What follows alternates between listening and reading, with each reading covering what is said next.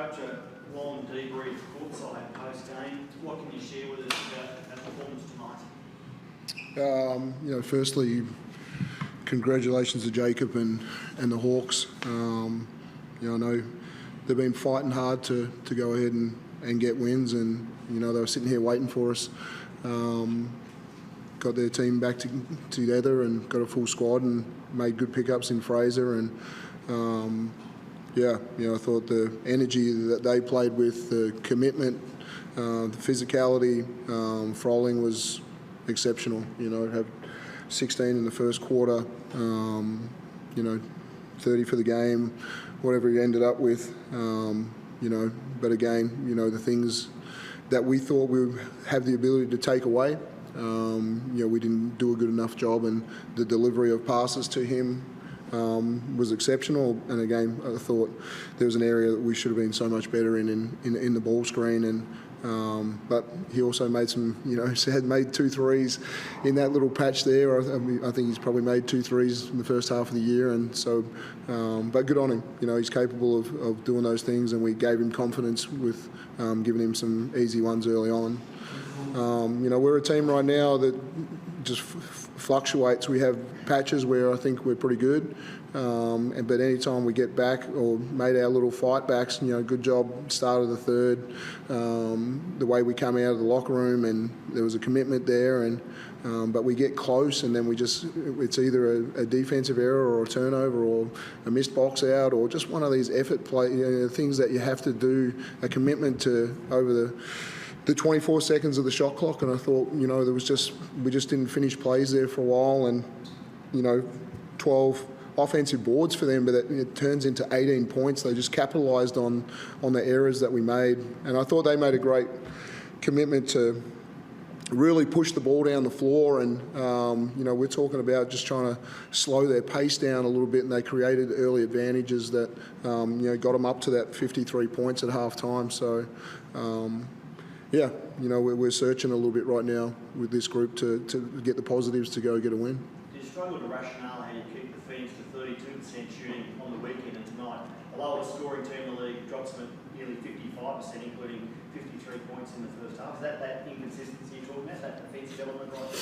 Yeah, there's part of it. I thought obviously the travel schedule that the Phoenix were coming off as well. It's a tough trip coming back from Christchurch, and there was a fatigue element right there. We played a couple of days ago, and we haven't got a huge rotation right now. There's a part of that, but there aren't any excuses, right? You've got to turn up. We're on a losing streak. It's got to take an exceptional effort to get that next win, and hopefully it can snowball from there. But we don't quite have that commitment for long enough in possessions or in games right now.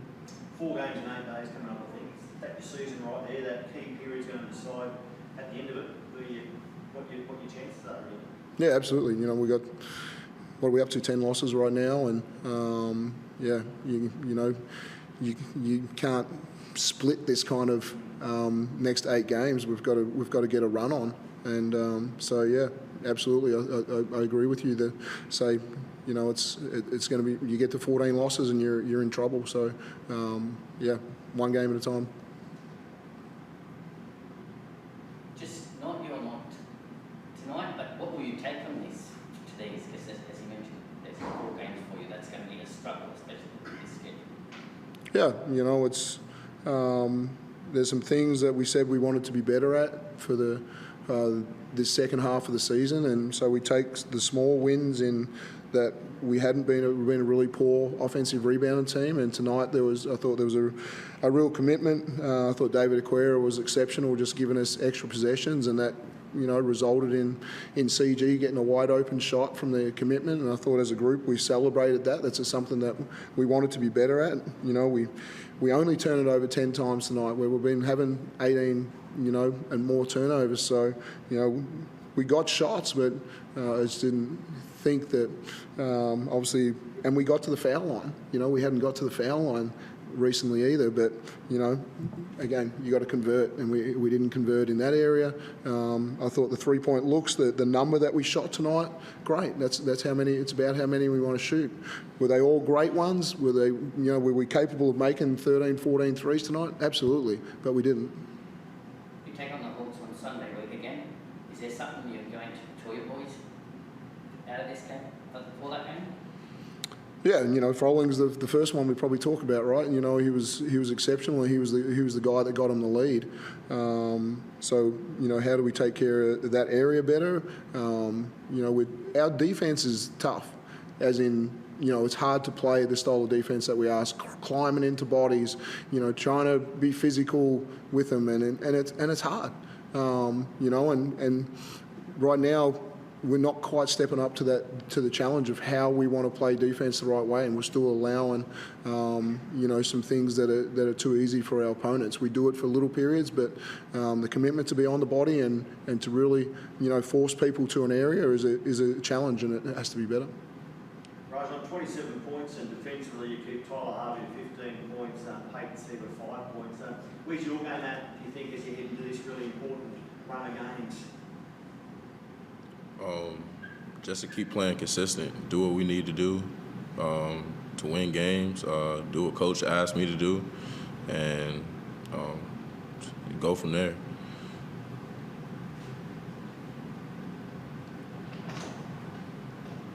Chris? Yeah, tough. Just following up on that. I mean, you're playing at a really high level personally right now. How tough is it to, I guess, take any satisfaction out of that when the team's struggling as they are at the moment? There's no satisfaction. I know as a group we don't like losing. I don't like losing. So we got to find ways to win, and it doesn't matter if score 50. We lost, and we got to figure it out. The team's been thrown so many challenges, personnel-wise, and again this weekend you're missing your starting centre, your starting point guard. How can you turn this around, Tuck? How do you see this being able to get turned around in the short term? We got to play with desperation, in my opinion. Got to play with some physicality. Starts with defense, and I feel like we have the offensive power.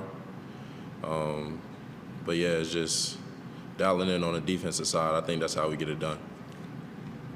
And Dean, how different do things look with your group once you throw Ice and Shea back in there and hopefully try to bounce back starting on Saturday? Yeah, firstly on Tuck, there was something, coming out of the last game, you didn't have a 3-point attempt, and it's something that we've encouraged him to do, and it was pleasing to see, him come out and shoot the basketball with confidence tonight, something that we continue to need throughout the season. We know, Shea is one of the best defenders in the league, and so automatically when he's healthy enough to come back and compete, we know that's an area that we get better at. Isaac Humphries, coming off COVID, I'm not sure how he'll respond this week. There's still good symptoms there, with him, so we'll see if he's available or not, and then assess how many minutes we can get from him. Marcus has had a bit of foul trouble the last few games, so having an extra big body that can rebound and help us in that area, contest at the rim, we need that as well. So I don't think it's the magic formula to say those two are going to come back and we're going to win straight away, but they certainly help in a number of areas that we're struggling. Thanks, guys. Is there any clarity on Shea Ely? Yeah, the plan is for him to be in the Brisbane game. So he got a good workout at home today, and that was really positive. He was able to play some one-on-one and do some things. So again, he's got to get through some of our practices and be able to compete with that physicality to get ticked off to play. Probably only fitting, I invite you to make a comment on Chris Golding, 1,000 made threes, only the 11th man to achieve that since the NBL started in '79. It's been 11 years since Matt Campbell did it. A rare achievement and a decorated list. Over to you. Yeah, for sure. I'm not sure where he ranked in the 40-minute era. I think he's pretty is it pretty high in the 40-minute era. So